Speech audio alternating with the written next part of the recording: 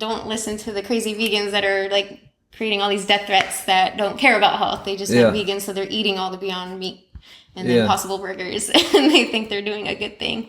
Maybe they are, but not to their health. They're destroying it. What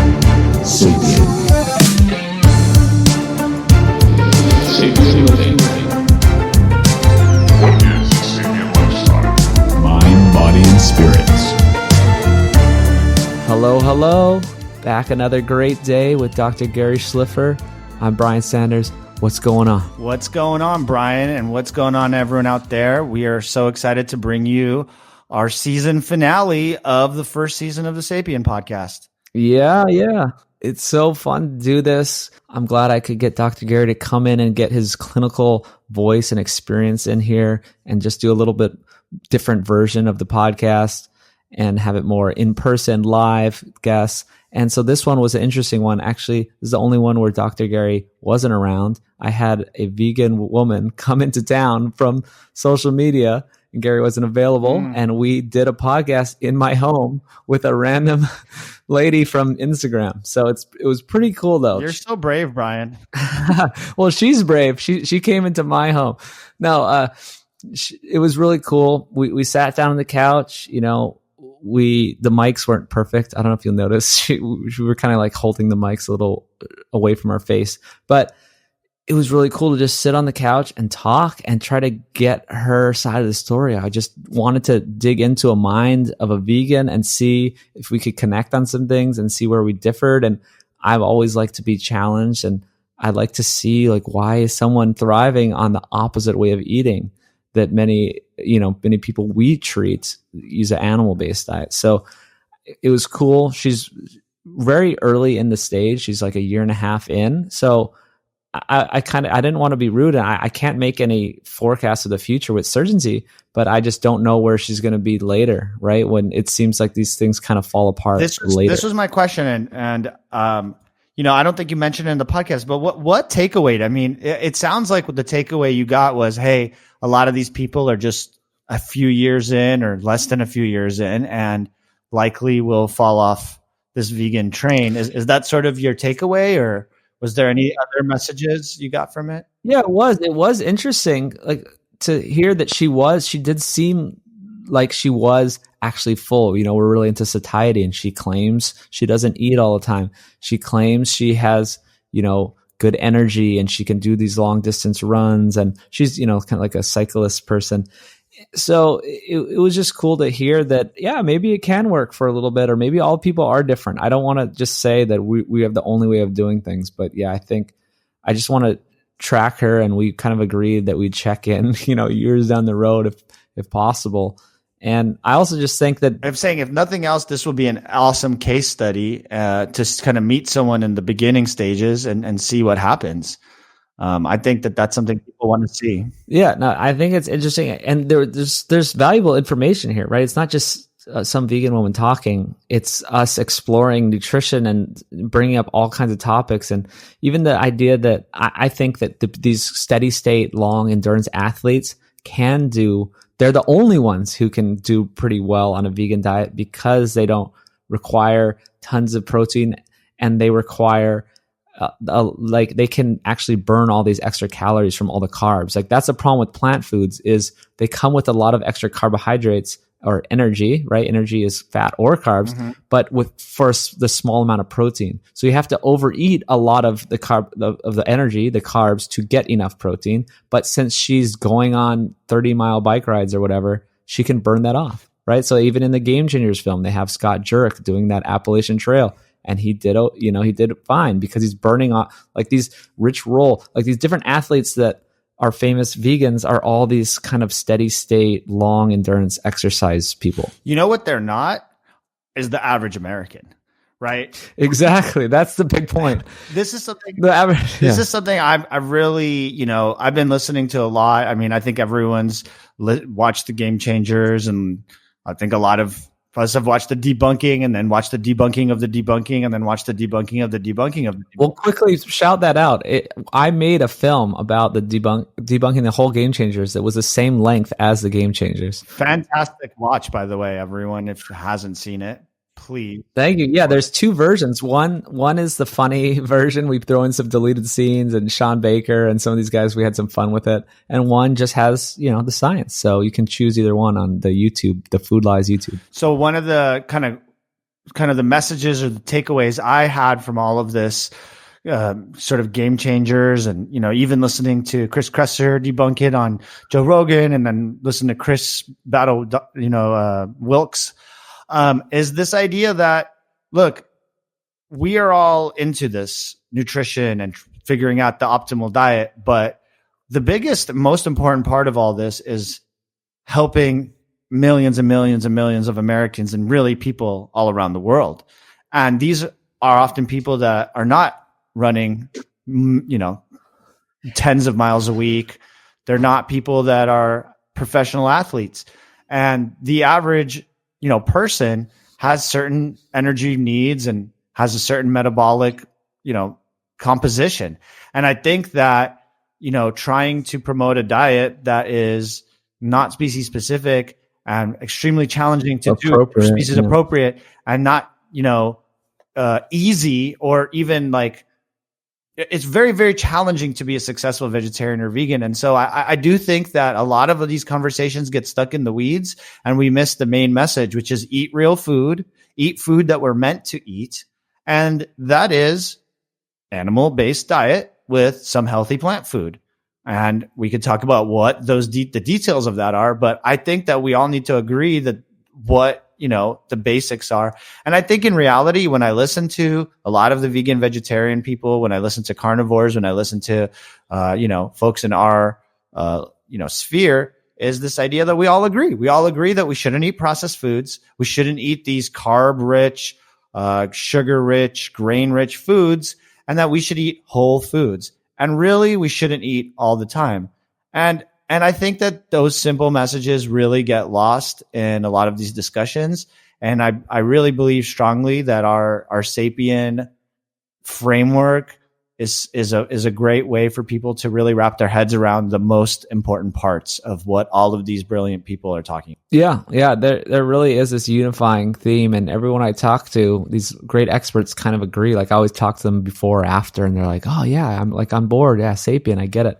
We're kind of just getting everyone. I want to group everyone into one kind of way of I don't know. I don't want to just make it all about us and try to get everyone to conform to us, but it's a way that we can all get along and maybe agree on something. And also I want to just talk about our clinic, as we see people. I've seen Dr. Gary deal with these patients, and they're like 22-year-old girls, and they're just like, I'm just trying to be vegetarian, and they're just failing. So tell me more about that. Yeah. I mean, so since we launched the SAPIEN podcast, since my appearance on Your Peak Human podcast, I've gotten a lot of people reaching out to me, both on the social media, but also in my clinic. I have seen a huge influx of patients that are coming to me, not just for primary care, but to learn how to be their best selves through our SAPIEN diet and lifestyle protocol.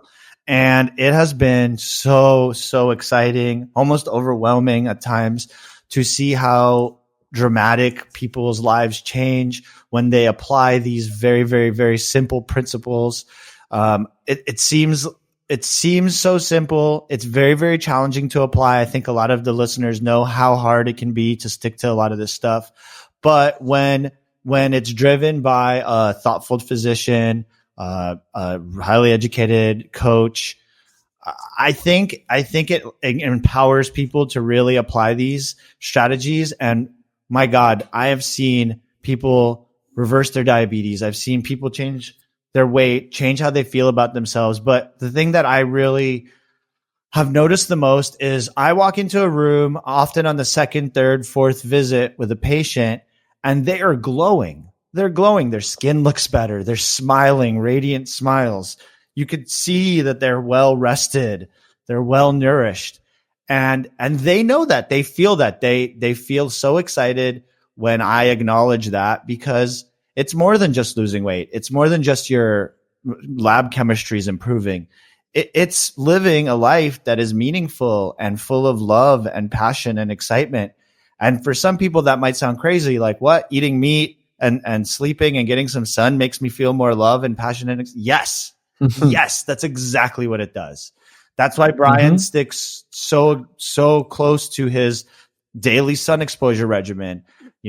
Something that I'm excited to talk about in the next year is the effect of like not just people interaction, but having a loving pet. And there's a lot of research to support that people with pets live longer, have less cardiovascular disease. And I bring that up because this is the power of lifestyle. This is the power of living a sapien life, a Homo sapien appropriate, Homo sapien specific life. And a lot of that is not supported by double-blind placebo-controlled studies.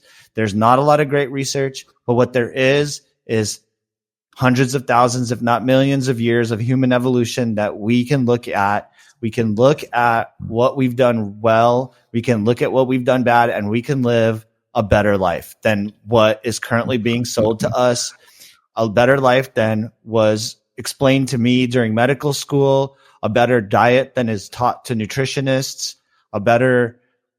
just a better sense of self.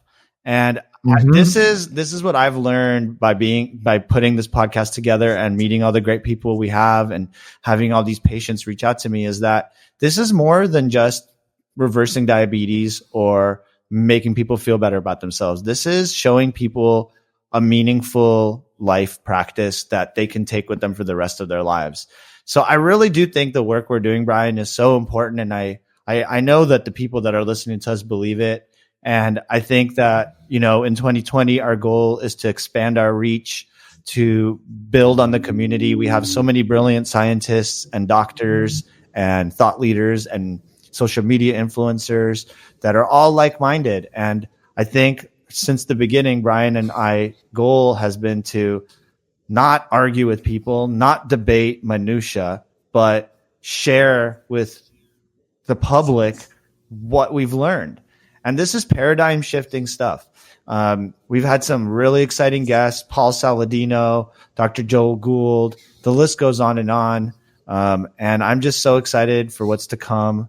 And I just want everyone, if you have ideas, if you have people you think we should talk to, if you have any idea, reach out to us. We are excited. We're growing. We're learning every day, and we're working super hard to bring this to light. Exactly. And the simplest thing is just live like a human again. And that's all we're trying to do, like eating meat, going on the sun, moving around. It's just what humans should do. It's very simple why you feel better. All these things are basic things. Like we have an animal. We had dogs for so many tens of thousands of years at our side, and just simple things about life and interaction and sitting around a campfire for all of human history. How do we mimic that in our daily lives? We've lost our way, everyone, and you know it, and we know that we need to do better. Let's do it. Yeah. So let's figure this out, how to live like ancient Homo sapiens in a modern world. And let's, go to evolvehealthcare.com, go to sapien.org. Support the Food Lies film, support Brian and all the hard work he's doing. Check out the debunking documentary of the Game Changers, which we worked super hard on, and a lot of great minds on that project. Yeah. And there's more projects. I think we've shared our excitement, Brian. We love you guys. We love you guys. All right.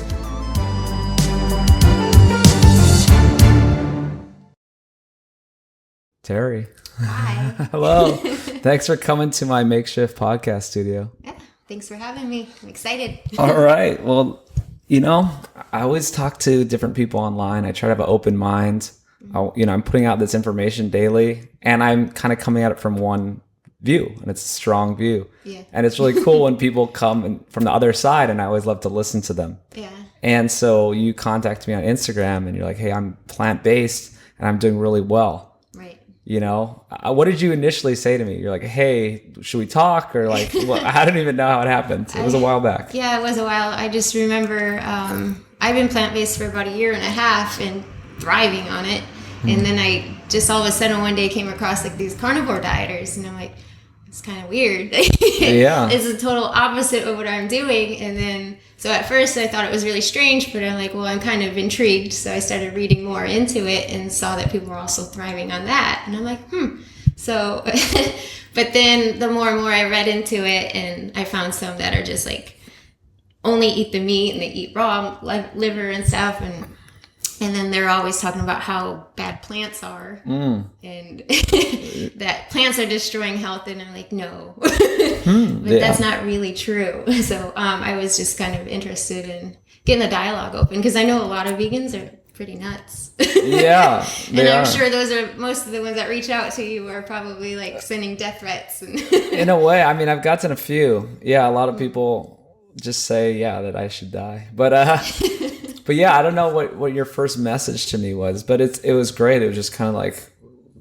let's look at both sides, or what. I'm open to hearing your side, or I don't even know. I made a post and I tagged like all plant-based doctors and all the carnivore doctors and like lifestyle people, and just to see. And you're the only one who reached out, actually, because I said we should get a debate going, because they're like, plant-based doctors are so anti-meat, and then like the carnivores are so anti-plants, but people are thriving on both. So it'd be kind of interesting just to get together and see like what's better, really, or maybe they're both good for some people. Exactly, and we'll at least talk about it. And it's interesting that no one responded to. Well, I mean, it's not like everyone has time to respond to everyone on social media, but I feel like I'm the only one in this sort of weird nutrition world and online nutrition space that tries to talk to both sides. I have different people on my podcast that I don't really agree with.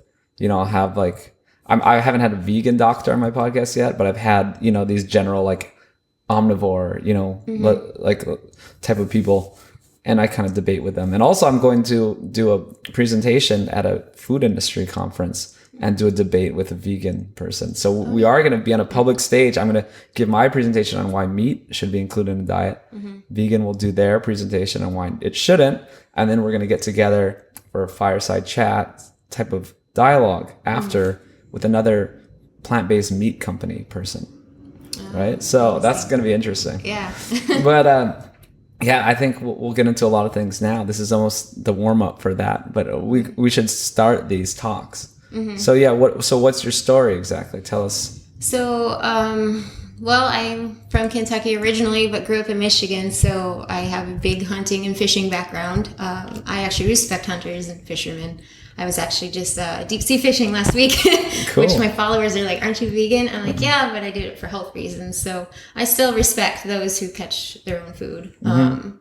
I think I went plant-based, because I watched one of those documentaries. It said meat's bad, dairy's bad. But I'm always I have an open mind. So I'm like, yeah, right. Like there's no way meat's this bad. So I'm like, well, let me just prove them wrong kind of thing. So I tried it out, and I was a cyclist at the time. Well, I'm still a cyclist, but now more of a triathlete. So at the time I was just riding my bike, and then 3 weeks into a plant-based diet, like I just noticed significant gains. Like I was riding faster, had way more energy. I could just go on and on about the benefits I noticed since turning plant-based. And so for me, after 3 weeks, I'm like, there's no way I'm ever going to go back to eating meat or dairy. And that was a year and a half ago? So that's great. I mean, I don't deny people's experiences at all. That's awesome. Yeah. So what do you think was different? Like, what did you can talk about more of these benefits, and what do you think what do you attribute them to? So, well, let me just start by like saying my diet wasn't unhealthy before. Like I didn't eat much. I was really into nutrition even before I went plant-based. Yeah. So I was buying the grass-fed beef and cage-free eggs and all that stuff, and then I was spending a ton of money on groceries. But then my grocery bill was cut in half when I cut all that expensive meat and dairy out. But so I did it for like the 3 weeks, and then I decided to stick with it. And over time, like more and more benefits, like my skin cleared up. I said, for ladies, like once a month, no more migraines, no more cramps, no more like tenderness. I felt good. My allergies even went away. Like, wow. It was really bad. Like every spring and fall, like the pollen in Vegas, because I live in Las Vegas now, was absolutely terrible. And like just after a year, I'm like, wait a minute, like I didn't have allergies. So I'm like, my brother is so anti-plant-based, and he's like, well, your body can change and you can grow out of allergies. I'm like, yeah, but I didn't have allergies till I moved to Vegas, and then they just coincidentally went away when I went plant-based. Maybe. Mm-hmm. I mean, it's not attributed. It might not be attributed to the diet, but yeah. Well, there's a lot of things. There's a lot of things that happen with healthy diets. Those changes. I mean, I had all those changes just by going sort of keto / more meat based / SAPIEN. I'm calling it, where I haven't had allergies. I haven't sneezed. I haven't done any, I just everything. We could talk about all these benefits. My inflammation went away in my body, and I got thinner. I got way more energy. Like everything you're talking about. I have the same story by just cutting out just mainly carbohydrates and like grains and stuff like that. But so what do you think specifically though that you cut out? Like, okay, so do you think it's something you cut out, or do you think it's the plant-based diet, or is it both? It's like you said you ate a healthy diet. What was it, like a balanced healthy diet? Like I had fruits, healthy, veggies, like every night for like maybe past 10 years, I eat a plate of fruit before I go to bed. Like that didn't change. Lots of fruit, lots of veggies even then. The only thing that changed is I cut the dairy and the meat out. I would have cereal with regular milk, and that's gone. And cheese, I love cheese. So maybe even it was the dairy, because dairy's so bad. Dairy is a big one. That's a big controversial one. Even for me, I'm still trying to figure it out. It's like, I mean, I believe in raw dairy if you can get it, and I believe there's a lot of problems with our big dairy system. But if you're getting, and especially if there's like A1 and A2 cows, and if you can get this better, the A2 cows, a lot of people don't have problems with at all. Right. And then especially if it's raw. So, but were you eating? What about carbohydrate sources? Were you like before and after? Were you doing? It's the same now. Just pasta. Yeah, pasta's like lots of sweet potato. I eat way more sweet potatoes now, but that's just because my increase in training. Because I have an Ironman coming up, so I try to eat a lot of carbs. Yeah. Which is complete opposite of you guys, but I read this study that Louis Burke did, the Supernova one, and they had a really good trial with these top runners, and they showed that if athletes with more carb intake are 6 to 7% more efficient in their training. So that's more efficient. Interesting, because I've seen the opposite studies too. That with our VO2 max test, it's like way higher in a fat-based diet. They're like VO2 max. And my VO2 went from 49 to 61.2 once I. Interesting. In a year, but I've been training. It could be that. Yeah. So it's definitely that. Yeah. I mean, I'm running. I swim 6 days a week. I ride my bike 4 or 5 days a week, and running 2 or 3. So it's a lot. I'm not pro. It's I'm training like one. That's great. Oh man, I have so many questions. So okay, so before you were eating, so what was a day? Let's do a day of food. Before I went plant-based? So you had cereal with milk. Cereal or oatmeal. Eggs was a big staple. Eggs. I would even do bacon and sausage. Not regularly, but I liked egg sandwiches a lot. I always ate breakfast. Then lunch. There was always my husband's Russian, so there always had to be meat in every meal. So we did a lot of steaks, a lot of chicken for always lunch and dinner. But then what would you eat? What was the plate look like? It would be maybe just a steak with potatoes and some kind of green. Yeah, just classic kind of balanced health, but healthy, the healthy version of a quote balanced diet. Yeah, you had the. I had everything. You had the macronutrients covered, and I had the dairy too. I put maybe a bread with some cheese on it or something. Yeah, and then sometimes stir fries. I just throw a bunch of veggies in the pan and with some brown rice. Yeah. So that was always the easy go-to for me. Interesting. And then what about now? So now that in the plant-based, what does the day look like? Do you still have you obviously cut out the meat and dairy, but do you still have the cereal or the pasta or the oatmeal or the bread or the? I do have cereal sometimes, but I like to just eat something with a lot of substance when I wake up, because I'm going to go do 3 or 4 hours of training right away. So I'll just get some waffles with peanut butter and honey on it. Honey is not really vegan, but makes some exceptions. Some people say it's like, carnivore. Yeah. Yeah. Just remember, I did this for health reasons. Yeah. So waffles, or I'll do overnight oats and just throw like a bunch of random like seeds or nuts in there.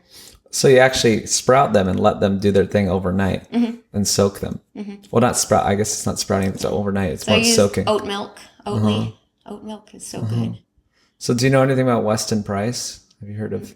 Okay. It's a guy that was a doctor he's a dentist actually in the early 1900s that traveled around the world and was trying to figure out why all these healthy native living populations had no tooth problems. They were so healthy. They didn't have chronic disease and they had great teeth, wide smiles. And then all of the westernized societies had poor health and they had bad teeth.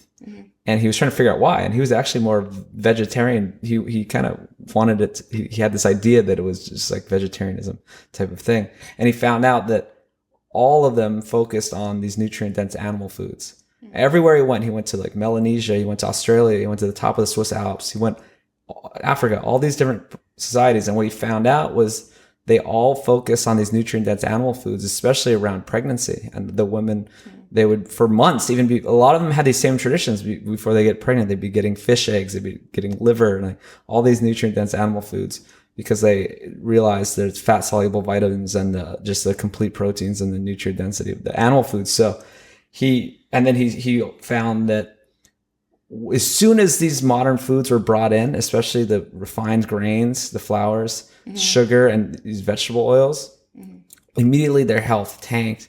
Terrible problems. They had malnutrition. Their teeth fell out, bad, crooked teeth. Their jaws didn't even form well. Oh, wow. And it was just very obvious, even within the same generation of kids. I mean, definitely the next generation went downhill. But even between, say, the older brother ate the native foods and the younger brother had, just added in like these cereals or jam or like, just all the sugar and the flour crept in. Yeah.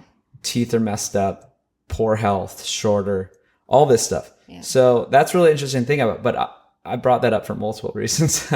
But one other reason is that the Weston Price Foundation, they talk about how all these healthy populations, they had all these traditions and practices to help detoxify plant foods or make them more nutritious. It's always about nutrient density. So yes, we were eating bread for, thousands and thousands of years, but we were doing it properly. Like you soak it overnight, or, you do these long fermentations for sourdough, or with oats, you soak them like you do, where it gets out the these nutrients, these anti-nutrients that are there. So it's good that for one, that you're soaking your oats overnight, and that helps increase some of the nutrient density and decrease these phytates and different things that are in those. So same with beans too. We soak our beans. Exactly. Okay. We'll see. Yeah. There's lectins in the beans, and soaking them, or you can use a pressure cooker too to cook them, and it gets out those lectins. So I'm kind of talking about different ways that you can eat carbohydrate. Well, okay. I have no problem with carbohydrates in general. I just think that they're not good for most people, because most people have carbohydrate intolerance, or they have problems. In our modern food society, they're eating this bad diet. Yeah. And they have a lot of refined carbs. Tons of refined carbs, sugars, all this stuff. So they're sick, right? They're overweight. They have metabolic damage. So most people could do really well by cutting down their carbohydrates. But if you're eating these soaked overnight oats, you're eating beans that have been soaked and pressure, all that kind of stuff, there's absolutely nothing wrong with them.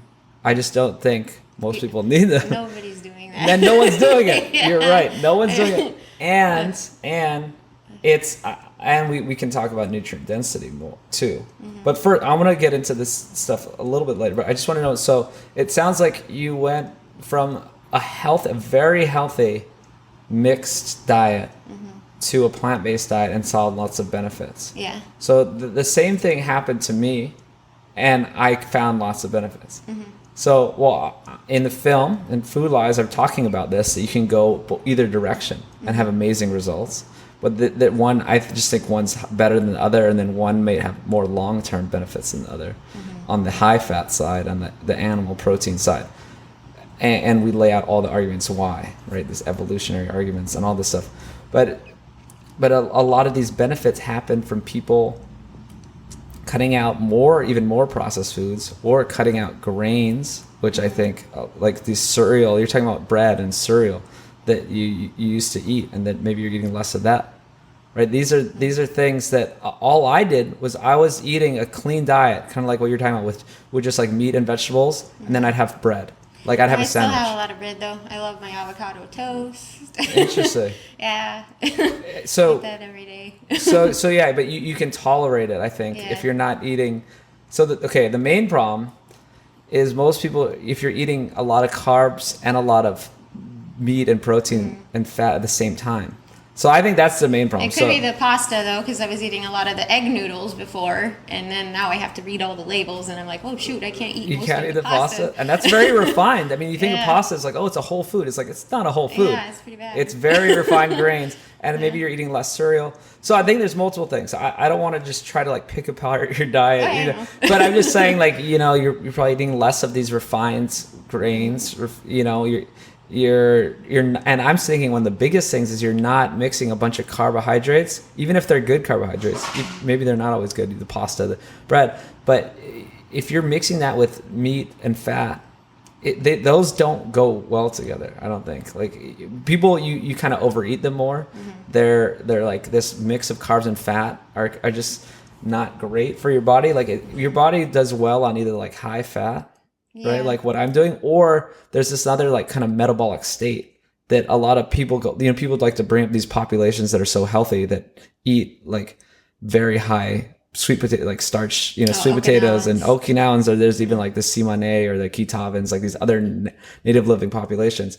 And it's because they're going very low fat and they're eating a ton of this carbohydrate as their fuel source, but it's a clean sweet potatoes, and then they're not getting high carb and high fat at the same time, right? So most Americans are eating high carb and high fat at the same time. Right. Like a dinner of like a potato, some veggies, and a steak.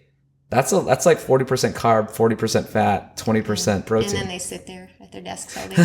Well, that's another thing. But but if you're just eating together, like I just don't think that's ideal. So you know what I mean? That balanced diet. The people who are doing really well that I've seen are people going to the extreme like you are, or to the extreme like I am. Right? They're not just eating this plate of like all the foods together. Right. So maybe you're kind of eating less without even knowing it. Like some people find like that's what happened to me. I had all these profound changes and my inflammation went away, or I lost all this fat. I got all ripped all of a sudden. I was like, I didn't even do anything. Like I've never tracked calories, never tracked anything. I don't. Yeah, but I just started eating a different variety of foods. All I did was cut out the bread once a day. I was only eating once a day, and I just put grilled mushrooms and onions instead, and I just melted away fat. Inflammation went away. So it's like there's just these small things that can make profound changes in your body. So something's going on. That's happening to you. There's small changes. It sounds like it wasn't that great. I mean, you took out the meat and but it's people a lot of people say like, oh, I could never do plant-based because I'd be too hungry all the time. I'm like, but I'm not. So do you eat? I wanted to ask you that. How many meals a day do you eat, and how often? How big? Or I do eat like 3 meals. I eat breakfast, lunch, and dinner. Just big? Are they big? Are they hearty? I can eat a lot. But so I'll come home after like training, and then I'll make like 2 pieces of avocado toast while I'm cooking my lunch. And just a warm up, because I burn a lot of calories. Some days I'll burn like 2,000 calories, and I'm already only 110 pounds. Like I don't want to lose weight. Yeah, I would rather gain weight. But it's I do over 20 hours of training a week. So, I mean, I'm not normal compared to the average person. Like, people aren't burning as many calories as me. So, I do try to eat a lot. Well, okay. So, no, that's interesting. So, you're not eating like 6 times a day. Some people, I hear these, maybe there's more of the raw plant-based people. They're like having to eat so much because they're not getting enough calories. Even non-athletic people. Yeah, I don't know. I wouldn't want to do the raw. I mean, it's good that like none of my food's gonna kill me if it's not cooked. Like, I can go in the refrigerator. Unless you get like salmonella, or there are some vegetables. I guess some like lettuce could kill. Yeah, exactly. But you can just eat raw. Yeah, I could. Like if I'm like really like okay, I just don't feel like cooking right now. I'll just go in and I could pretty much everything in my refrigerator I can throw in a bowl and put some balsamic on it and be like, oh, there's lunch. So, but you're getting more dense energy from these carbohydrate sources. If you're eating like a avocado toast is tons of calories. Actually, it's good fats. It has a whole bunch of. I try to eat a lot of avocados and nuts as well, just because it's good fat for me. Yeah. So it's okay. Now we could get into that. all this like bioavailability. Like, so why do you think? So if you researched it, like, have you looked at like the science of? So you say you're not like ethical, like you grew up hunting or you did or that kind of thing, or you went fishing. So it's not exactly ethical. It's not, is it like an environmental thing? And then nutrition. I was about to start talking about the nutrition side. Like, have you researched the nutrition side? Yeah, so mostly the reason why I went plant-based is because of the nutrition side of things. I just wanted to try it out and see if what I was reading about it was actually true. Because I always felt like I was like super healthy. But just the differences I noticed in my body, like you said, when you went more meat, like you noticed like the same benefits I noticed going towards plants. So maybe it just depends on your blood type, because like my naturopath said that A positive people do really well on plant-based diets. So I got my blood done and I'm like, oh, yep, I'm A positive. So maybe that's why. I don't really know all the science behind it, because like all I know is what I read, and there's so much conflicting information no matter like who you read, what you read, where you read it. It's like, wow. So I'm just living the life myself and seeing what works for me. And so I mean, I think the blood type diet has been kind of debunked as non-scientific, but maybe there's something to different genotypes or different genetics of people.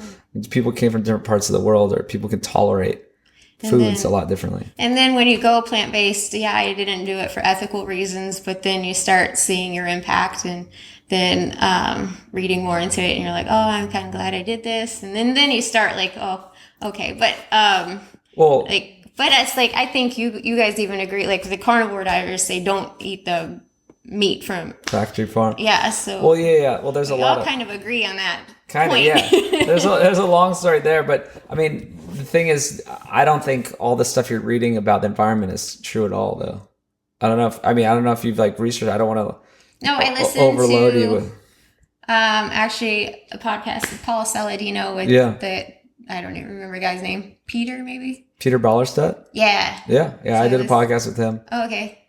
So you heard all the. I mean, Peter does a great job of kind of breaking down all the arguments. It's kind of the opposite of what you hear. Yeah, so I'm like, well, you could just choose which side you want to believe, I guess, because both sides are being argued. Well, you could hear something you can't argue against. I'm definitely on Peter Ballerstedt's side, and I've been to many farms, and I'm filming and going to these farms and researching this heavily. But okay, animals. It's a harmonious cycle, right? For all of history, animals and plants have lived together, and the land has worked together.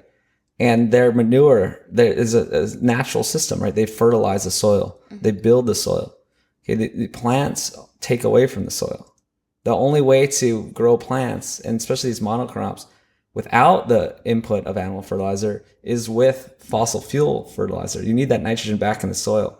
So plant only take from the soil, animals give back. So there's no way that growing plants can be better.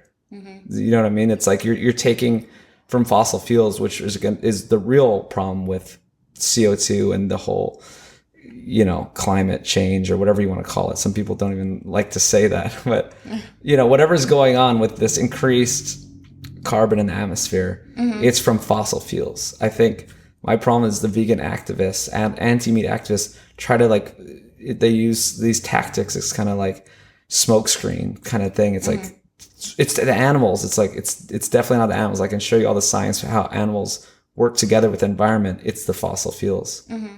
So yeah, that's my big argument against plants only, is like you need the animals. Right. Okay. Yeah, I don't know what to tell you. All right. You're Well, right. all right. Well, good. Well, I just wanted to make sure, because you sound like the reasonable plant-based person that's not trying to say it's like, oh no, but you don't have some crazy like magic. So it's just like, yes, we need the animals. It's part of the system. But we do all agree that animal agriculture is bad, like the factory farming. The massive animal but there's a whole bunch there that I don't have all the information to. Yeah. So I don't want to get too far into it, but it's pretty efficient the way we do it in America. But like there aren't that many giant farms, like giant animal, cattle like feedlots. Like a lot of them are actually just like smaller. Like there's just tons and tons of smaller family owned ones that I don't believe are bad. And I've talked to some of these people. And yes, there is a bad one. Like if everyone's driven from LA to San Francisco, you drive past this like really muddy, giant, stinky feedlot, right? It's like Harris Ranch or something. And then, I mean, that's bad. They're in mud. Like they're not like out on grass, like doing their thing. Like it's not great conditions, but I don't think we have this idea that that's all it is. Like these animals are locked away for life. And it's not like all animals spend 2/3 of their life on pasture. Then they can go to a feedlot and it's a confined feeding operation that feeds them rapidly. And it's actually, they get fed a lot of unusable foods that people think it's like we're just giving them soy that humans could eat. It's like, no, a lot of it is like waste crops and inedible foods. And then in turn, we're eating that when we eat them. So but it's not bad. It's just it's just inedible. It's just it's like cellulose. It's like non-digestible fibers that we can't eat. But it's not a good way to do things. The problem, especially because a lot of it's like GMO corn, like it's just like GMO, like pesticide, Monsanto crops that are monocropped, and then some of it's fed to cows, even if it's the stalks or what I mean. But still, it's like, yes, of course, that's the bad part. Is these big, giant operations, especially. I have more problem with monocropping than with animal agriculture, and you're clearing out entire ecosystems of animals. You know what I mean? It's not natural to grow plants the way we do them. So then another, say, this for the sort of bad mark on the plant-based side is that it's really hard to not eat that stuff, right? If you're eating all this corn, wheat, and soy, it's like 80-90% of soy is from Monsanto. Yeah, but that's just because that's what they have in America. It's like really, because we have to import all of the good food, which is annoying. And then there's all that carbon footprint of importing it. No, so, I mean, it's a bad point, but it's a point that could be solved. Well, that's what I say with the animal agriculture. That can all be solved. I've been to these farms that do it very well with zero chemicals, zero hormones, zero antibiotics, zero everything. So I guess we'll say on both sides it can be solved. Yeah. It's not like, I guess so. But I mean, you can't really solve the part where you need the animal inputs instead of, to enrich just to build the soil. Yeah, but I think realistically speaking, not 100% of people will never be plant-based and 100% will never go carnivore. So you find the middle ground, a good negotiation, both parties leave a little unhappy, right? Yeah. So, but it's... Okay. So that, I mean, environmental stuff is a whole story. You're not like a big, like, activist person.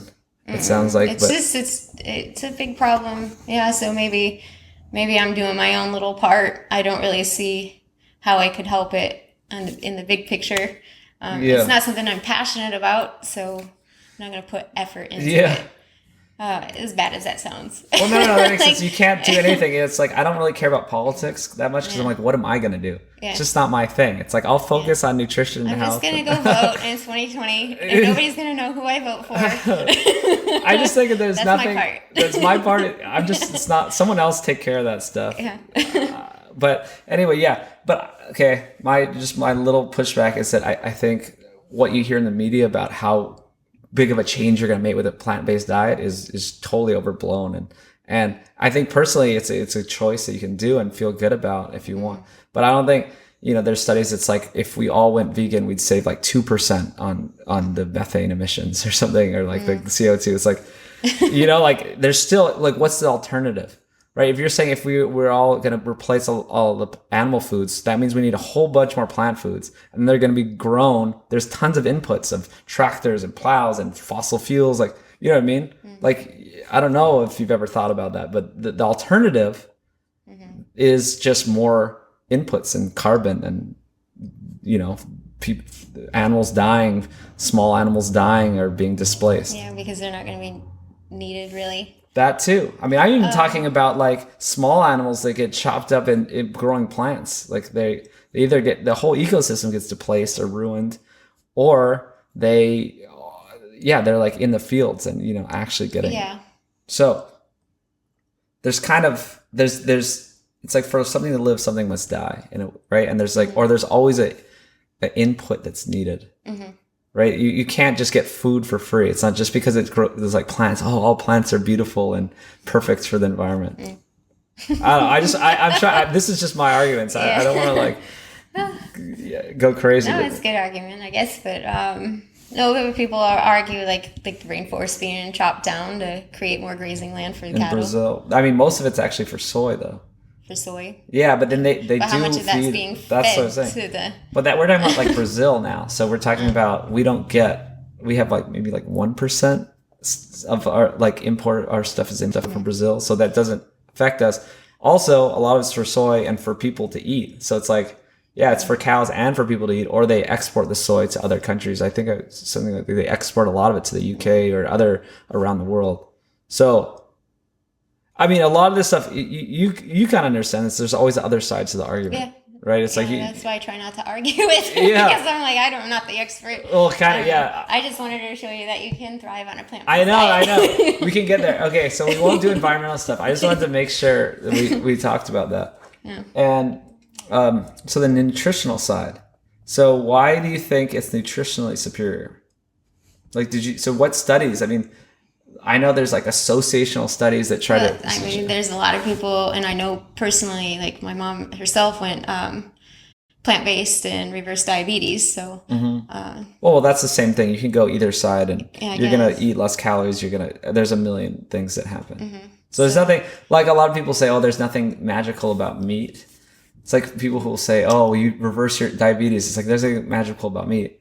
I mean, I think there's good benefits to meat, but they're kind of true, and that this person's like ate a lot less and changed their diet and stopped eating a lot of trash, right? So I'll do it for both sides. I don't think there's anything magical about plants that you can reverse. Of course, you can reverse diabetes with eating a plant-based diet. You can reverse type 2 diabetes probably eating Twinkies, really. I mean, they've proven that you can lose weight eating Twinkies. I mean, you're going to have nutritional deficiencies. Diet. Yeah. You're going to lose. I mean, if you have like sort of a nutritionally decent diet and you're like reducing a lot of calories, you can. So yeah. Yeah. So I don't know. I'm just, for me, like everything that I've experienced myself, like just my VO2 max went way up. I can train harder. I recover faster. I can go back out after a hard day of training and be ready to go the next day. But you think that's specifically to do with the plants? Like that you're not eating? I mean, I didn't really change much other than taking out the meat and dairy, because I didn't eat that much processed stuff anyway. Yeah.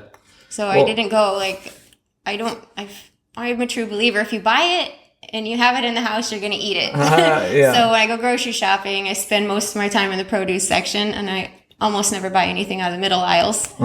And then I would just go down through the produce and then the meats and the dairy, and that would be done. Yeah. Well, so I guess you could say that, avoiding the combination of it could be dairy too. Dairy is like it might have been just the dairy, because of like everything I hear about dairy is just so bad now. Exactly. So the dairy, or it's just, maybe you could say avoiding a bunch of carbs and fat and meat together produces all the results you've seen. Like animal fats, because they still eat a lot of fat. Yes, yes, definitely animal fats and high protein and animal fats mixed with carbohydrates and And protein.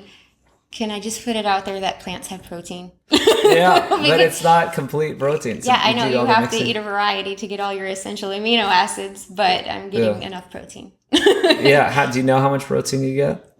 No. I don't count anything. Yeah, me either. So how much? How do you focus on protein? Like, what's your strategy? How do you know you're getting enough, or how do you? I do eat, like my refrigerator is like a whole melting pot of the produce section. So I eat a lot of kale, spinach, a lot of leafy greens, and then beans, nuts, Yeah. everything, Well, different veggies. do you know about like bioavailability of nutrients and stuff like that? Meaning, Like what your body can actually get from those, because from like they show like if you're eating like spinach, you're not actually getting all the nutrients that like your body can't absorb them, because with animal foods they are almost fully bioavailable to us. they're like almost exactly like our Yeah. meat. So And then yes, and in plants it's not at all. It's not at all like that. We can't get them. Like our body is inefficient. We're not gorillas anymore, or you know what I mean. We're not cows with the rumen that do all this fermentation and this bacteria that changes, you know, that builds amino acids. We have a different gut that can't get all the nutrients out of plants. So bioavailability, like there's also anti-nutrients that block absorption of vitamins. Like there's this famous study where they had people eat oysters so that it has a lot of iron, and then they'd eat it with beans. And then they test the blood. They measured the iron level and it was less. And then they had the people eat the oysters with the beans and corn tortillas, and the iron dropped to almost zero that their body was actually absorbing or using. So you think you're just like, oh, I'm eating this, I think you're getting it, but there's these anti-nutrients in spinach and in beans. Spinach has oxalates, beans have the lectins, and then the corn tortillas has all kinds of different. And I think that's where like micronutrient blood tests come in. They're expensive if you go to like a naturopath. Most doctors don't really specialize in that. Yeah. But I highly recommend it because I know what's going on in my body. I did it less than a year after I went plant-based. So I had no idea what I was doing. I was just eating a variety of everything and hoping I was getting the right stuff. Yeah. And then I found out I was B12 deficient. But she said most people are.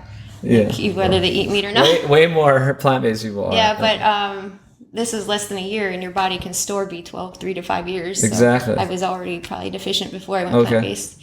And then for some reason I was low on vitamin C and vitamin D, that one was a little bit crazy, but I wear a lot of sunscreen. Yeah. Because I'm in Vegas, I don't want to fry. But now I'm a little less liberal with the sunscreen, and I take like an oil, vitamin D oil. And what about B12? B12, she gave me a supplement. So actually that's why I'm going back this week and get my blood work done again, just to see. Yeah. So, I mean, if you do correctly, there's guys, I don't know if you're the one who pointed out, like, oh, there's like Rich Roll or like, I don't know, some vegan bodybuilder. Nimai Delgado. Yeah, like. So good to watch. Really? So these guys like do it, but yes, they're supplementing with B12. They're doing all these different things. They're eating like all the combinations of, I got my complete proteins, and there's like ways to do it, but it doesn't seem very natural, and it doesn't seem like everyone's going to do that. Yeah, no, that's the hard part I would say about being plant-based is a lot of the vegans that say like, oh, I was vegan for this many years and then I started eating animals, I feel so much better. But it's so easy to be an unhealthy vegan. You can go to the grocery store and buy all the boxes that say vegan on it. It's gross food. No. Like Impossible and Beyond Meat. Ew. It's processed. I'm glad that you said that. But but no, I know I've talked to a lot of really healthy vegans personally, and they did it for a very long time and very focused on it, and they still had major problems. Some of them are permanently damaged from it. So it's not a species appropriate diet to me. Like, what do you think about this evolutionary side to it? Like, why do you think the plant-based diet would be better? Like I said, I can only speak from my experience, and then I know you guys like to debunk the whole like blue zones thing by saying, oh, that's like genetics, but well, it's a lot more than genetics. Yeah, I mean, you take those people out of their blue zones and you give them a Western diet, and within a year or two, they have the same diseases as all of us. So it's not really the genetics that's keeping them from disease. It's more. That's not the point, kind of. Well, they're eating the right diet for their genes. That's kind of it. Is they're well adapted for that, or some of it. Well, okay, you can overrun genetics very easily with a bad diet. Yeah. Yes, you can be genetically programmed to live to 100, and if you're in Okinawa, and then yes, if you start eating McDonald's every day, you'll die. No one's denying that.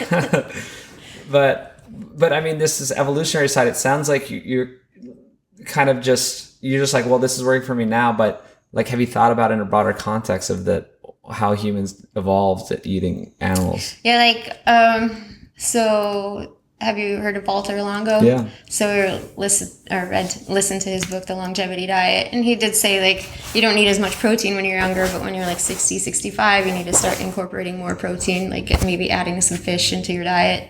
So just because when you're getting older, you're starting to deteriorate a little bit quicker, well, yeah. I guess. But, well, there's a lot of things. You can't digest protein in foods as well. And yeah, you need to keep up your muscle mass as you grow older. And a lot of people just tend to eat less protein.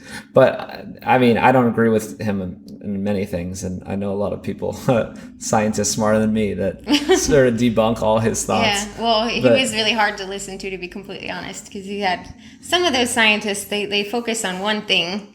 And then to me, it just seems so weird that they don't talk to anybody else that's researching similar things. Like, well, yeah. And broaden their horizons, I guess you could say. This is a big bias. That's another problem I have with this plant-based community, is that they only look at it from one angle. That's actually my main message, is when you look at it from both angles, I can see why both work. That's what we've been talking about this whole time. This is what I'm trying to present in the film. If you look at it from both sides, you can see why both work. It's just one has all the arrows pointing to it, and that is not necessarily high animal foods. Not everyone has to be carnivore. I'm just saying eating animal foods is easier. You can get your nutrients. No. It's not even easier. It's species appropriate. It's nutrient dense. It's what all populations on Earth have always done. And this is what I'm talking about, the Weston Price stuff. All these different populations independently came up with the best foods for people. But I think that's weird that like Paul Saladino likes to use that our ancestors ate this, but like they're all extinct and they didn't have long life. Well, they're not extinct. Well, that's a whole like other the thing. Homo sapiens are still here, but like no. Well, he's talking about early humans, Homo sapiens, and the other lines are what built us. They were stronger, more robust than us. These and the Homo sapiens were a lot stronger and more robust and had bigger brains before agriculture. Modern Homo sapiens, you can see in the fossil record a very clear distinction between pre-agricultural and post-agricultural humans. And so, I mean, no vegans are talking about this, is that once we started eating all these plant foods, you can survive on plant foods. You're just not going to thrive for long. I mean, you're only a year and a half into it. So just wait down the road. I don't know what's going to happen. I mean, I've talked to people that's like, oh yeah, the 5-year mark, you're talking about B12. You can, keep it going for 3 to 5 years. It's a lot of those other vitamin stores start to go downhill, and you feel great initially. And I agree, it's like you can do a lot of things and feel great initially, but it's not a species appropriate diet. And this is when all these depletions start to occur. But but just go back to the human, our frame, our bones, our brain. It shrank when we started eating all these plant foods and grains, like going away from just hunting and gathering and relying on plant foods. Yeah, but but I mean, we always preferred animal foods, and plant foods were fallback foods. So it's like plant foods, like when we couldn't get the real nutrition, we relied on tubers and berries. But is that a theory or is it fact? It's backed up by like multiple different things. Like if you're living, because animals are always there, like plants aren't there year round, like if you're in like the colder climates, that's kind of the point. So it's like we always relied on animals, right? But the animals are still there in the summer, so why would they bother eating plants if they could still have the animals? Because berries are delicious. No, I mean, that's you fatten up for in the summers. When you get fatten up for the winter is hard. There aren't always animals. It's harder to get animals, and they are skinnier as they go through the winter. So we had to rely on getting ourselves fat. Like that's why eating carbs and fat together is a good way to gain weight. It's kind of like why the opposite works, right? It's like that's what animals do. Squirrels eat acorns and to prepare for winter. The bears eat fish. So they eat fish, animal fat, and protein all year, and they don't gain weight. When they want to gain weight, they eat all these berries as well. They're gorging on berries. So it's like they already have this baseline of fat and protein with all the animal foods. You add sugar just in natural form, berries. Bears get gigantic. Like this is like an easy way to think about how humans get fat too. It's like you just add carbs on top of the baseline that you want, the fat and the protein, and you're going to gain weight. So, okay, so many things. So we do know. So what you asked is it's a theory, is it a fact that we relied on animal foods? So we have all angles of this. Like we talked. Scientists have studied these native living populations, like the Hadza are a big one that everyone likes to study because they're one of the only ones still around in Africa that are easy to study. And animal foods, they eat actually a lot of starch. They rely on a lot of tubers, and they have a lot of honey, and they eat meat animals, and they have no time for leaves. They don't eat like a lot of vegetation. It's not even edible really around them. So, and then they ask them, what are your favorite foods? Well, it's the animal foods and the honey. Well, honey, and the berries, but it's not and tubers are the least favorite. It's like these are the fallback foods when we can't get anything else, but they are a rich source of calories, right? All these people, they needed calories. So there's this thing called optimum foraging theory too. It's where you can do an economical, mathematical equation of like what hunter-gatherers would collect. And it's just the most bang for their buck, kind of, right? And so it ended up being animal foods and tubers and honey because those had the most calories. But this is kind of a long-winded explanation. But basically, they had to rely on tubers. It was their least favorite thing, but they needed it to survive. They didn't collect any leaves because it's not worth their time. Most of them are inedible, and it's not worth the calories. Like if you're out in the wild, how many leaves are you trying to make a salad? You spend all day trying to feed your village, but it's like you can get one animal and feed the village. Right. And then we do have science too when we talk about bioavailability and nutrients and protein, complete protein and amino acids, and all this is just all way better in animal foods. So there is science on all sides showing that this is what we ate for all of history, and this is what we relied on. And then when we didn't get it, yes, we have a way of surviving on some potatoes, tuber-like things, and stuff like that. Yep. So I think the point is, though, that no, I totally understand, and I'm not arguing any of these facts. Like you're speaking facts, so sure. Yeah. But like with me on plant-based diet and a lot of plant-based dieters, it is possible.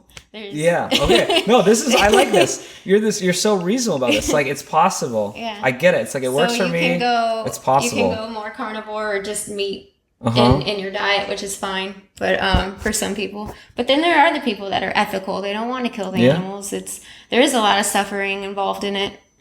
Not everybody's going out and catching their fish and killing their deer to eat. Like they're buying their meat from the store. So a lot of people don't agree with that. So you can go out and you can do a whole food plant-based diet and you can be healthy on it.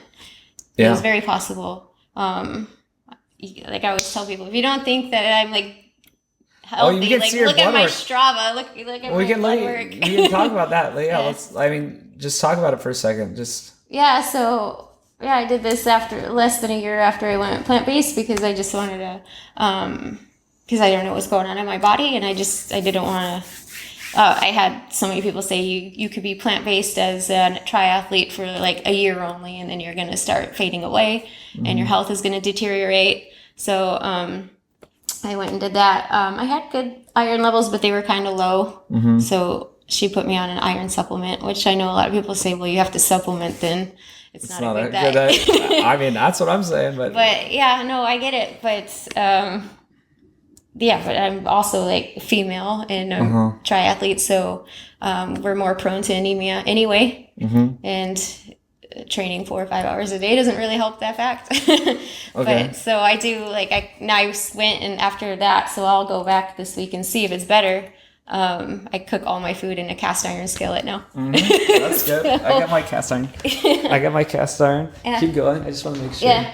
And so, but just a couple of things that I mentioned that were low, like my B12 and vitamin D, which for me the vitamin D is easily fixed. But my doctor said all these other numbers, she's like my thyroid, everything. She's like people would kill for these numbers. And what do you know your triglycerides and LDL, HDL? Yeah, my LDL is 72, HDL is 59. Yeah, that's good. Triglycerides 72. Yeah, that's good. So that's some pretty numbers there. Wait, what was the HDL? Wait, say it again. The HDL is 59. LDL 72. So, and the triglycerides, one more time? 72. Yeah, no, that's good. It's better than most of the population, but your HDL is low. So you want your HDL higher. So I mean, the problem. There's many things. Probably the doctor may not even mention it because you have low LDL and good triglycerides, and everything else looks good. And we're always looking at health under this idea that plant-based is so great. I'm just trying to change that view. I don't want everyone to be carnivore. I think it's not even going to work. But I also say, if you don't believe that, like, I'm doing okay, just check out my Strava. Because I'm very tiny, but I can put out a lot of power. That's good. But I mean, it's been a year and a half. I mean, I maybe something's going to happen, like those people are telling you after doing it. Maybe. But then back to the HDL, it's like those. To me, when people don't eat enough. Cholesterol is good. Saturated fat is good. See, we have this whole idea that saturated fat is bad is because all the people we're studying are eating a terrible diet. And so, yes, if you're eating a terrible diet and then you're adding in a whole bunch of conventionally raised beef or any type of animal foods, you're adding more saturated fat and, stuff like that, then maybe it is going to be bad, but it's not, it's certainly not that meat that we've been eating for all of history. It's all the other food. Right. So, you kind of know what I mean? It's like if you're eating in the context of eating this like terrible diet, and then this is this vegan idea. So in the context of eating a terrible diet, then you just add on a whole bunch of fat and meat, then they think it's bad. Right. Because you could see how it could be construed as bad. But if you got to take it away from that terrible diet. So I'm saying, I guess my main point to you is if you ate this great plant-based diet and all these, organic foods and you're making yourself and all this, but you add in some really nutrient-dense animal foods, not a lot, then you could have the optimum diet. Like I talk about the SAPIEN framework. It's not one type of diet. It's not one diet. It's a framework. Right. And it's about nutrient density. And it's about bioavailable things. So if you eat some oysters once a week and you have some liver, you have some grass-fed liver, you have just like some eggs, some of these like nutrient dense animal foods that have everything that you're missing, your HDL might go up and get better. You might not have to take all these supplements. You'd get iron, you'd get the B12, you get all of these things. So I'm just curious, like you're after it from a nutritional perspective. So if you're mostly, but I did say that once you start getting into it, then the ethical things start to pop up. We can talk ethics too, but from a nutritional perspective, it's really, it doesn't make any sense to me when you're avoiding the most nutrient-dense foods. Yeah, but when I feel as good as I do, then I don't feel like I need them. Maybe in the future, if I do feel like I have less power, I have less energy.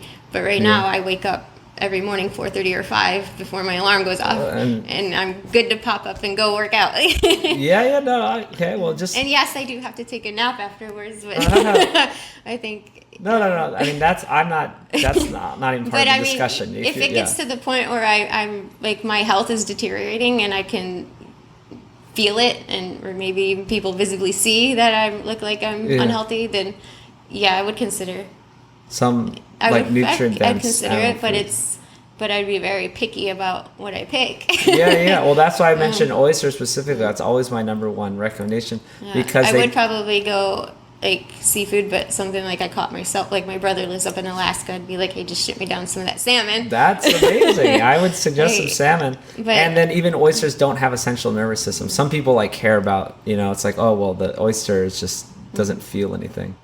And it has tons of iron and B12. It's disgusting even before I went vegan. Oh, really? I eat raw oysters all the time. I could do crab. I like crab. I like that a lot before I went Crab's great. Why not? But I went deep sea fishing actually last week for my mom's birthday. And up in Oregon. Plant-based deep sea fishing. So, I love it. Some people didn't like that in my story, but I'm like, yeah. But my brother was reeling in a salmon, and a great white came and took it. So wow. I was like, well, if you feel really bad, I said, we didn't catch the one fish because the shark got it because, nature. That whole thing. Well, at least you understand nature. That's how nature works, right? And it's like, what is the alternative? Right. Like these animals are going to die some way. They're going to starve to death, or they're going to get eaten. That's like the two ways out for an and animal. I think like when you go hunting and fishing, they have good regulations in all the states, so to keep they it maintain sustainable. Like, in Oregon, you can't keep any of the salmon you catch unless they have their back fin is clipped. So that was a farm raised salmon. So they put them out there for the fishermen. They really want to preserve their native fish up there, and then. Even if you catch one, like one was pretty, like you can't have barbs on the hooks, so basically it's almost impossible to catch them because they just come right off. We got one. But, cool. So they're really good about preserving, like. Yeah. My husband. The ecosystem and all that. Yeah. So my brother lives up in Alaska and he works for Fish and Wildlife up there. So cool. Works at a fish like. Some kind of fish biologist. I don't know, so he knows more about this than I do.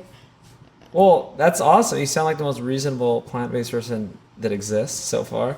But why? But then so then maybe why do you want to avoid the most nutrient-dense foods? Maybe you didn't hear about it. Like there's all this research that goes on in this. You kind of put a blind eye to the meat side, and a lot of people. No, not you. I'm talking about in general. And that they'll try to produce all these associations that say that plant-based is better, or they'll like look at it under the light of meat is bad, and you can massage numbers or like have bias and make it work that way. But I don't think there's any good nutrition science that shows that meat is bad or that meat is good. I mean, do you believe that we've been eating it for all history? Do you believe that bioavailability? Have you looked into it? Like. At least what you do understand. No, I understand how it's easier to get all your nutrients because if you're eating animal, it's the closest thing to our flesh. Yeah. So they're going to absorb all the nutrients, the same ones we need. So you eat it directly, you get it. Why avoid them? Just because it sounds like you had this anecdotal experience. Yeah, I did. I watched one of those documentaries and like, shoot. So I went plant-based because of it. But I'm really thriving on a plant-based diet, and I like that I am. So I don't want to go back to eating meat, unless I absolutely feel like I have to. And then the little ethical reasons popped up as well for me. Like I don't want to kill an animal if I don't have to. Okay. So I'm not going to judge those who do, and I really don't like animal agriculture. Like if you're buying I really admire the people who are hunting and fishing. That's the number one thing. Yeah. So number one is hunt and fish for yourself. Yeah, I really think if you are capable of getting your own, then that's what you should eat. Yeah. Because then you respect your food more. Like I just really think you need to respect your food where it comes from. Absolutely. And I don't like the torture and like these feedlot chickens type and things. these. The chicken. I don't even eat chicken. It's not very nutritious, and it's like they're always grown poorly. And it's so sad. Just like if you just look at like some of these videos, it's really sad what they are doing with the animals. And so the ethical strings are pulled a little bit when you start opening your eyes and seeing some of that. So that's why I'm not judgy at all with people who hunt and fish. Yeah. Like my whole family are hunting. So number one, hunt, but number two, get like really good grass finished, well raised. That's what I tell people. If you're not gonna go plant based, at least eat grass fed. Yeah. And just know where your food's coming from. All right. Well, it sounds like you're open to at least that possibility if things start to go downhill, that you could add in some of your brother's salmon or something. Yeah, I'll go and get my own deer. All right. I love that. I think you should just. I will cry. Yeah, but just respect it. I wanted to talk to you today about just like being open to this stuff, and that it's not. I don't see why anyone should believe that meat is inherently bad or these animal foods are inherently bad. And I also don't think people should think that plant-based is bad either.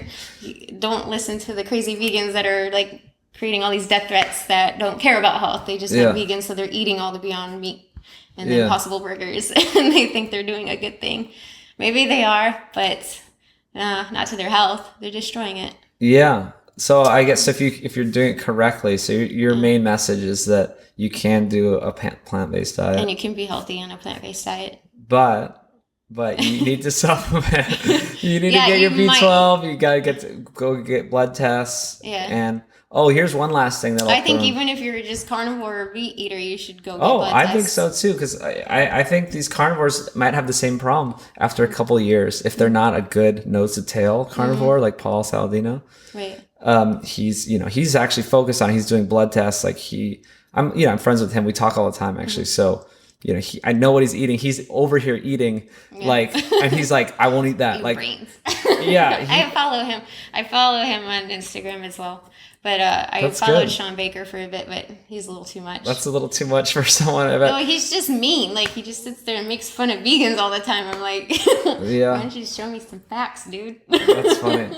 That's funny, but nutritionally, Paul's like doing the real thing, like getting all the nutrients, all the omega-3s. That's why he's eating brain. You're getting tons of omega-3s, and okay, you're not getting. We didn't talk about this. You can't get a lot of good omega-3s from plant-based sources. They're not actually bioavailable. It's like 0 to like 11% translation from like the precursors to DHA, the usable form that you need. I put chia, flax, and sesame seeds on everything I eat. Just to if make you sure get enough, I get some. yeah, you're not. Yeah. It's not bioavailable. I'm telling you, it's hard to get. You could eat some fish eggs. Like, have you ever eat sushi with like the little fish eggs on it? Not anymore. Oh, well, you should.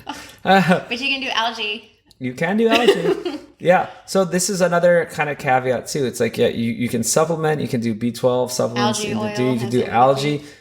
But it's just so hard. There's so much going on. And most people aren't going to do it. And then why I wanted to bring up, this is for you or triathlete. You're focusing and you're training, you're soaking your things, you're doing everything good. Not everyone's going to do that. Then there's like Rich Roll, there's like Nimai Delgado, whatever bodybuilder guy. Like, these are like the top people really focused on it who are doing it. And so, yes, it's possible. I don't think Sean Baker's like, oh, those guys are fake. It's like, okay, it's possible. There's a few people doing it. He did try to make fun of Nimai Delgado in one post. And all of his followers are like, dude, if you're going to like pick somebody, like, don't pick someone that looks better than you. Well, yes, that's a good point. Yeah. But that guy, that's his life is to bodybuild. Like, Nimai, like, that's his thing. Right. But my bigger point with that, and especially with you too, maybe it's just you guys are consuming so many calories. You're doing it so well, so focused, consuming so many calories because you have a high energy demand. So maybe you're consuming 4,000 calories a day. You said you burn 2,000 calories exercising. Maybe you need another. You're small, so maybe you don't need full 2,000, but let's call it 4,000 calories. Normal people, if you ate 4,000 calories of plant foods, maybe you would get enough nutrients out of them, right? You're like, I'm slamming chia seeds. I'm like flax seeds. I'm like eating avocados. Yeah, if you eat 4,000 calories of plant foods, maybe with their poor bioavailability, you can get enough nutrition. The problem is anyone else eats 4,000 calories of plant foods is going to get gigantic.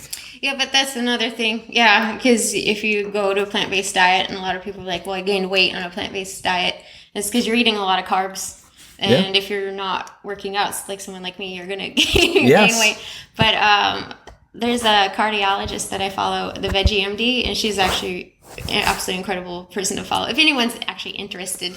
Maybe one person's interested. She experimented for 2 weeks. And she's like, I don't know what size she is, but she looks like she's my size. Okay. Really tiny. And she did a plant-based keto diet for 2 weeks just to see how it changed her biomarkers. And what was she before? Just regular plant-based? Yeah. Oh, she went high-fat plant-based? Yeah. And what happened? Well, it was just interesting to follow. She just like showed like her diet. So it is possible to do. You can do plant-based keto as well. So you don't have to just eat all the carbs and gain a lot of weight. You're right. So there's different ways of being plant-based. Yes, it is harder in the beginning, I think. Just that you have to read all the labels. Like, I went to go get like tomato sauce one day and there's milk in it. Like, why is there milk in the tomato sauce? That's too bad. And I'm reading the labels like, why is there sugar in this? Why is there corn syrup in this tomato sauce? Oh, yeah. The same. It's corn syrup. Yeah. No, yeah. So I think there is a way to do, well, I wouldn't say, I'm never, just personally, I don't recommend a plant-based diet, but I'd say that you could do very close to that. If you do, say, a very, like, plant-based keto with some oysters. Boom. That's a good diet. Plant-based keto plus liver. I think that's great. It's just, why ignore nature's superfoods, these amazing nutrition that we've always prize for all of history. The liver was the most important part. Like they'd split it up amongst the tribe, and everyone would get a piece, or like the guy who got the animal got the biggest piece. I don't know, you guys and your liver and brains. Like, no, I'll never. Well, liver. Okay, brains are a little weird. I can see brains being creeped out about, but liver is just liver. It's not good. You just don't like the taste of it, or no? I'll eat raw liver. I'll just like swallow raw liver. I don't even care. I did that recently. Oh, here's another thing I'll throw in. I just did a pentathlon in the World's Masters Championships for North America, Central America, the Caribbean. And that's about it. And I mean, I got second place, and I did 5 events, and I didn't even eat food. Well, I'll let you know in like 2.5 weeks how I do in my Ironman. I'd love to hear Just the that. half one, 70.3 only. I'm just saying, for one, you could do it. Yeah. Like, you could do it. I'm healthier than ever. Yeah. And also, I just think it's cool. You can do high-fat keto, too. Just cool when you do more high-fat diet that you don't really need food. You don't need to be relying on food all the time. And that's helpful for athletes. It's helpful for inflammation. Yeah, that's what that veggie MD does. She's like, I really don't feel like I'm ever hungry. It's great. It's great for most people need to lose weight. So that's a good thing. Yes, it is a good thing. Not for me. I'm like, nope, I need to keep eating. But I just wanted to wrap that point that maybe you wouldn't be feeling so great if you weren't a triathlete, because you weren't consuming so many calories, that you could get the amount of nutrition out of this plant foods. That was my big point. Like Rich Roll, same thing. He's consuming 5,000 to 6,000 calories a day, 8,000 calories or something. I don't know much about him. I just know that he eats a lot. So it's like Nimai Delgado. He's eating tons of stuff. So you get it. You know what I mean, right? It's like out of all that, you're going to get the 100 grams of protein that you need, when I could eat, half a steak and I get my 100 grams of protein. Mm-hmm. I'm saying. So you're arguing for the ease of it. No, I'm not saying the ease. No, I'm not saying the ease. No. The fact that the only people who are the only people that I heard that are thriving are people who are having a huge energy output, that are eating enough. Yeah. And I'm saying maybe that's why they're thriving. Oh, yeah, I see what you mean. Maybe that's why. So maybe, if you weren't, this will say. Yeah, because I don't really follow anybody else I follow the doctors. They don't train. I guess so. They're doing pretty well. They're doing pretty well. I've heard some of these. All right. But I should probably actually. Yeah, let's wrap it up. This was great. I'm so glad I finally got someone to talk to me in the plant-based world. You're the perfect person to talk to. Hey, thanks. And go get your son. He's in from Russia. Yeah.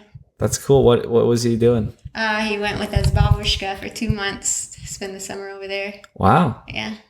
That's great. How old is he? He's 11. Oh, wow. And he's flying back alone? No, she's coming back. She's coming back. Yeah, she actually, and my in-laws actually live with me in Las Vegas. Okay. So you're going to grab them and drive? And drive back home. Maybe we'll hang out in LA for the day. I don't know. Yeah. Just wherever the wind takes me. Awesome. Well, yeah, that's why she's here. She's in from Las Vegas, and we finally got a chance to meet in person and talk about this stuff. Anybody who comes to Vegas, feel free to hit me say up. hello. Yeah, so you're on Instagram. What's your Instagram? I'm Terri B. So it's IMTERRI BEE. All right. Say hello, and we'll see you next week. Bye.